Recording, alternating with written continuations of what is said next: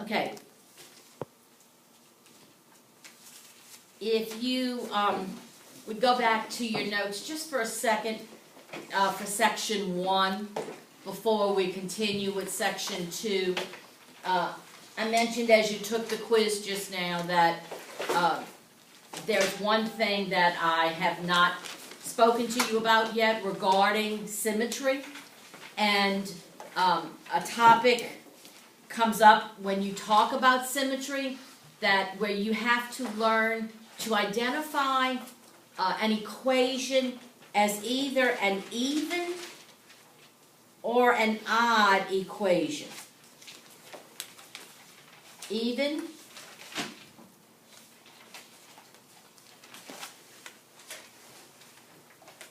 odd, and actually there is a third possibility. There's a possibility that the equation is neither one of those, okay? So this is how it works. For an equation to be even, it has to be symmetric to the y-axis. It's as basic as that. It's not a very complicated concept. An even function is symmetric to the y-axis. Whereas an odd function is symmetric to the origin.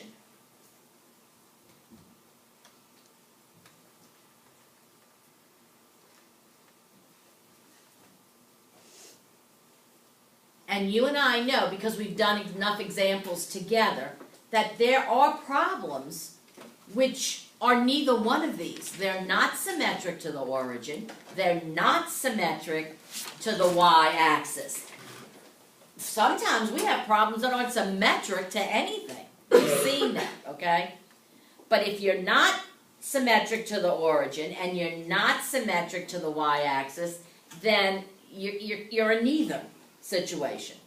So on the test, okay, when we finally take the test on this chapter, that will be a question I will ask you. When you're doing the symmetry part of the test, I will include the question, is this function even, odd, or neither? You'll have the 3 choices, and you'll just circle the one. Now, how will you decide that? Well, you will do all your symmetry work first, and then you'll look at your answers, and you'll go to where it says origin, and you'll say, did I put a yes or a no here? If you put a yes by the origin, then it's odd function.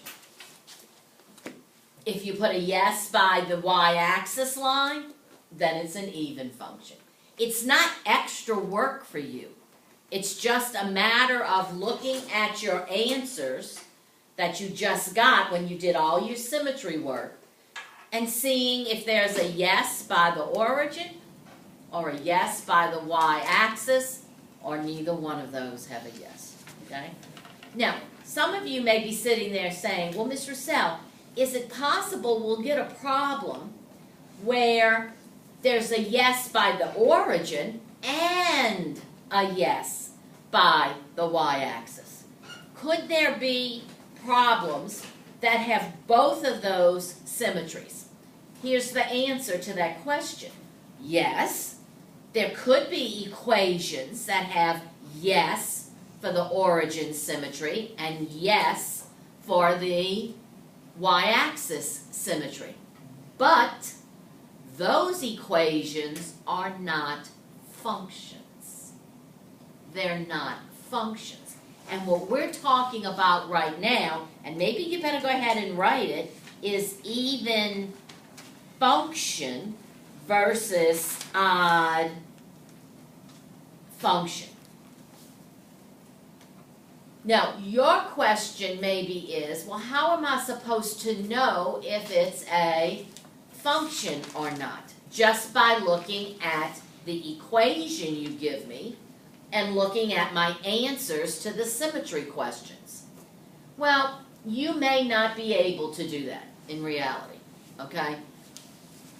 The deal is this. I know which problems are functions or not, okay? And I won't even ask you, is it even or odd, if it's not a function, okay? I will not even ask the question, is this an even or an odd function, or neither, when I know we don't even have a function with what we're working with. So you don't have to worry about that, okay? If you see that, if the directions say, that if you see the words even, odd, and neither, to circle the one that is right, then you can be sure you have a function and you'll be able to circle either even, odd, or neither. Am I clear about that? Do you understand how I'm saying it? The burden's not for you to worry about that. That's my problem. Okay? All right. Is it possible for an equation to be symmetric to all of them, like the y-axis and y equals Mm-hmm. It is possible. I can offhand think of one shape that you all are familiar with somewhat that would have all those symmetries if it's in the right spot. Can you think of the shape that would have symmetry to all 5 of those checkpoints that we do? The origin, x-axis, y-axis, y equals x, y equals negative x? Square. A square is possible.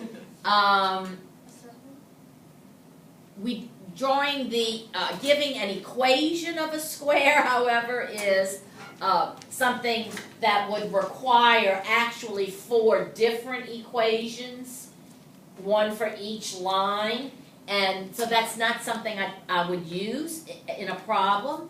What about another shape? A circle? What about a circle? And specifically, where would that circle have to be located? On the origin. It's got to be where the center is at the origin. So look at this example. What do you think about that shape? Is it symmetric to the origin? Yeah. When you spin it, obviously, when you spin it, it still looks like a circle all the time, right?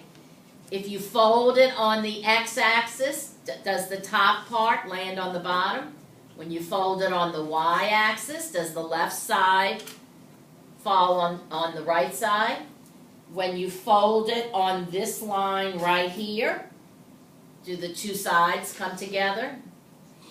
When you fold it on this line, you see what I'm saying? So, yes, a circle is a shape that could have all yeses, if its center was the origin. So that wouldn't be a function though, a circle would. A circle is not a function though, why not? Because it's symmetric to y-axis and origin. Okay, but before you even knew about that, why is a circle not a function from old knowledge that you had back in Algebra 2 and Advanced Math? It's not a line. Well, lines aren't the only functions. Parabolas can be functions, certain parabolas. How did you test a graph in the past to see if it was a function or not? The vertical line test. The vertical line test. Does a circle pass a vertical line test? If you do this, how many times does the vertical line touch a circle? 2 times. And which means what? It's not a function. Okay? All right. But again, that's really not your problem. Okay? That's going to be my problem to know in advance whether the problem I'm giving you is a function or not. And I'll have to, be alert to that. All right. Let's go back to our families of functions then. Okay?